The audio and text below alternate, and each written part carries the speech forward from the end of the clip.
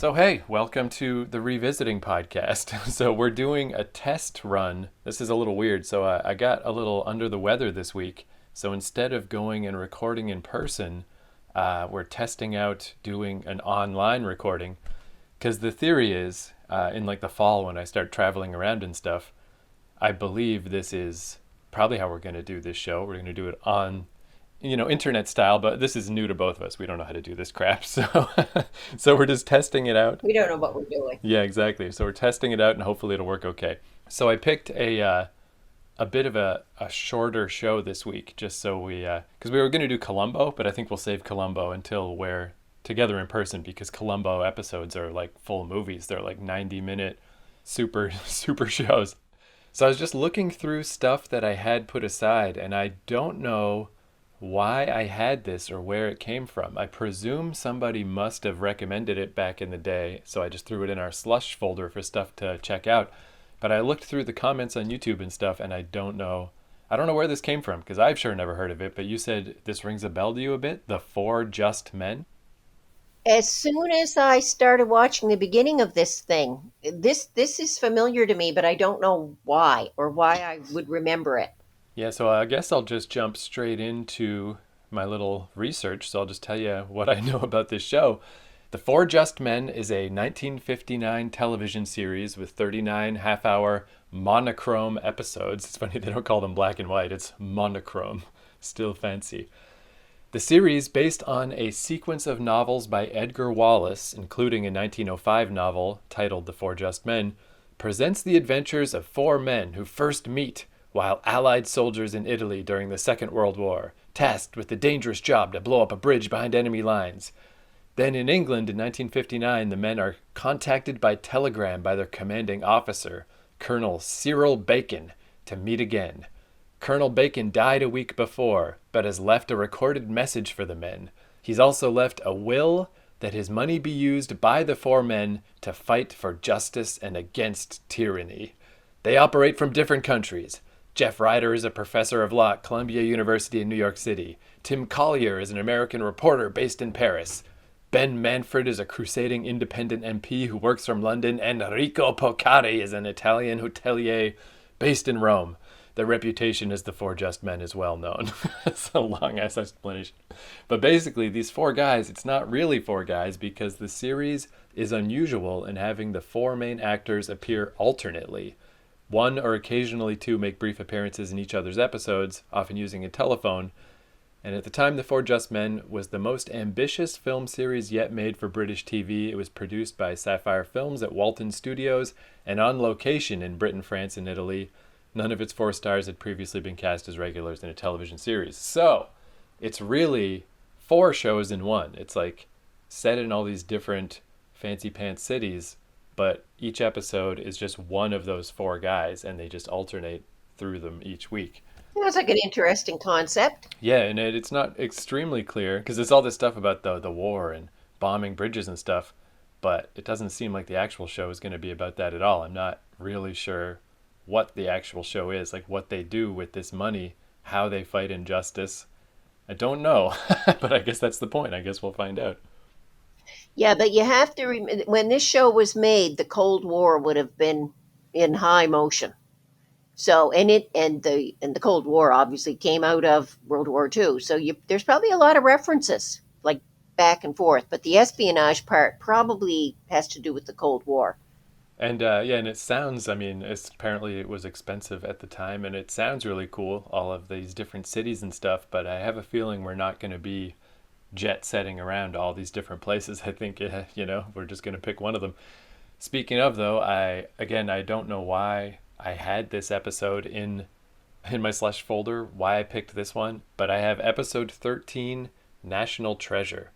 And a bunch of these, including this one, are on YouTube if anybody wants to watch along. But yeah, like I was saying, since this is kind of a test episode for doing an online recording, I guess that's it. I guess we'll just jump in and watch the show and say what we thought of it. This will be a bit of a shorter episode, but this is kind of neat too, because again, talk about random, right? I don't know why I have this. I don't remember why I put it aside. So totally just a random show.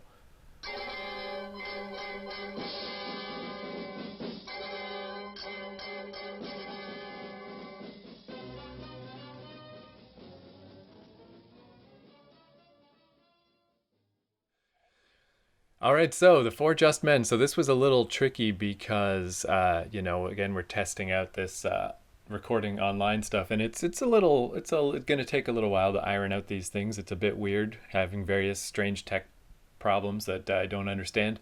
So I think that also made me a little less. I was focusing a little less on the show than usual because I was dicking around with weird, tech stuff.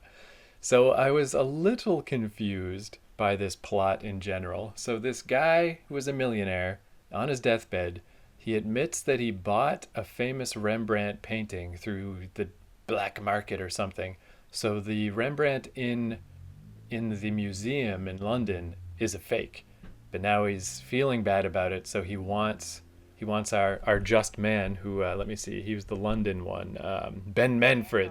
Jack Hawkins. Oh, it was Jack Hawkins. That's the actor, Jack Hawkins. I don't know what his name was in the show. I forget.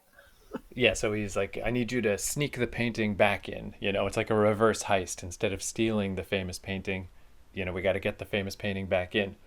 So that was kind of cool. But then it got just so quite twisty, where it's like, okay, then Jack Hawkins has this idea. He's like, okay, well, if there's forgers out there and they're aware that they made this forgery for this millionaire, And it's now being sold at auction right, because they believed at the auction that they would be buying the original. right, even though it's actually a fake. So then he's figuring out through that whoever bids on this thing is most likely connected to the forgery ring because they're the only people that would know.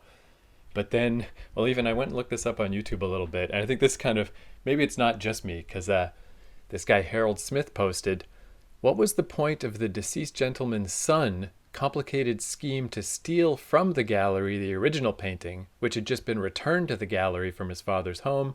Makes a great story, but had the son simply left the original in his father's home, he would have inherited it from his father, or could have bought it from the estate at auction. Except the father made the arrangements to go and have the original returned. And the son, went along with that. That was his father's wishes, that kind of stuff. It was not the son that made those arrangements, it was the father that made the arrangements. So the son then knew that the original had been returned to the museum. He now had the fake one. He wanted the original for whatever reason. You get the impression at the end, I don't know, that there's money problems or whatever. He's a spendthrift, who knows, whatever. So he made arrangements to sneak back into the museum at the end and replace the fake for the original so that he would then own the original. Again, Couldn't be simpler. typical British, though. They're really really good at doing these kind of shows that are very convoluted, and you really have to think about what happened. It's not like, so just let's put that in your face, just you stupid audience, because you're too dumb to figure this out. They always leave a whole lot of that innuendo in there so that you have to be able to really concentrate on what happened, why it happened, and you really have to think. They're excellent at doing these shows that make you really think about what was going on, as opposed to it just being like shoved right at you. Yeah, it is a surprising, especially for a 24-minute show. I really just assumed the reverse heist was the whole thing. They would just be an Ocean's 11 scheme. But yeah, that was only like the first 10 minutes. But see, but they had another twist at the end. In 24 minutes, they did one hell of a lot of shifting of this thing. I mean, there was the original exchange for the original for the fake. Then there was the auction where the people at the auction, it was presumed that they knew it was the original, and that's what they were bidding on. And then there was that extra switch at the end where the son is trying to get back the original. Yeah, so I guess ironically, So even though I was like just looking through my slush folder and I'm like, oh, here we go, just one little quick 24-hour or 24-minute show. This will be a nice easy thing for us to do this, our tech test with. But little did I know, I accidentally picked one of the more complicated, especially for, yeah, like, when did this come out? 1959? 1959. Yeah, I mean, But there's a lot of those good espionage TV shows that were made in that era, and they are, yeah, like 25, 30 minutes long. They have as much content in them as like a 2-hour movie. yeah. They're extremely well done. And I guess you can really see how, if it was based on novels. You definitely get that feeling. I guess that's the difference. Is like if this was a TV production from the get-go, I doubt it would be so complicated. But if it's based on a story from a novel, then of course there's extra layers and stuff. Well, it was interesting enough that I think I'm going to see if I can look into a few more of those For Just Men. Yeah, I definitely I did it a bit of a disservice that I'm like clicking around on settings and trying to figure out stuff. This was the wrong show for this. But yeah, they are on YouTube if you just search the For Just Men. I don't know if all 39 episodes are there, but there's a good half dozen at least. So yeah, they're on there. Yeah, I mean, there was a lot of stuff in that for one, well, let's say half an hour. I mean, just the scene changes. Good Lord, they did enough stuff out on the streets of London. They were in a museum. They were in a guy's big mansion.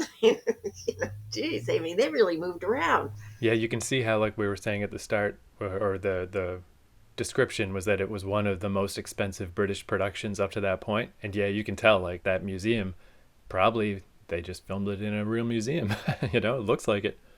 And of course, they have to have a little bit of the British wit in there. It just can't be like a really dry espionage type show. They had to put that cabbie in there who, when Jack Hawkins jumps in his cab and says, gives him all a big whack of cash and says, take me to such and such. Oh, no, I'm just stopping by to have a cup of tea. And later, Hawkins used the same line when he steals the cab, and the lady comes along and says, "Take me to Victoria Station or wherever," and he says, "No, I'm just stopping here for a cup of tea." So yeah, I mean, overall, even though I was a little bit lost because I'm too dumb for the For Just Men, but definitely, yeah, a quality program, very clearly. But I guess we might as well just wrap it up there because I think our test went okay. You know what's interesting though? This kind of reminds me of, especially at this point. I mean, people don't know all the behind the scenes, but not only are we recording through the computer, but we're also on the phone at the same time because like just stuff wasn't working. The connection is messed up. This is all held together with duct tape right now. But this kind of reminds me of anyone who's a very long time listener, the few and the proud. Before we did TV show stuff, I would just call home. This whole podcast was just find a payphone, call home, update about what's going on in my travels. But this is kind of how we did it then too. I mean, we sort of changed the format because payphones don't exist and I stopped traveling because of COVID, but this has kind of reminded me of that. This is kind of a blast from the past. Yep, we've come full circle. Yeah. But my last words on a For Just Men, excellent, excellent. I think I would recommend it to anybody who wants to just concentrate on the show and pay attention to the details of what's going on because it's rather complicated. These plots are rather complicated. They're not just like a lot of TV that you see that just throws the stuff at you and has this attitude of, well, we better explain that to you and explain it again and again and again because you just might not be bright enough to figure it out.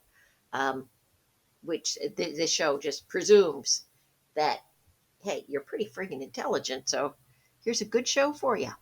Yeah, and I guess we'll give a thanks to whoever the mysterious person was who must have recommended this show in a YouTube comment, 8 months ago.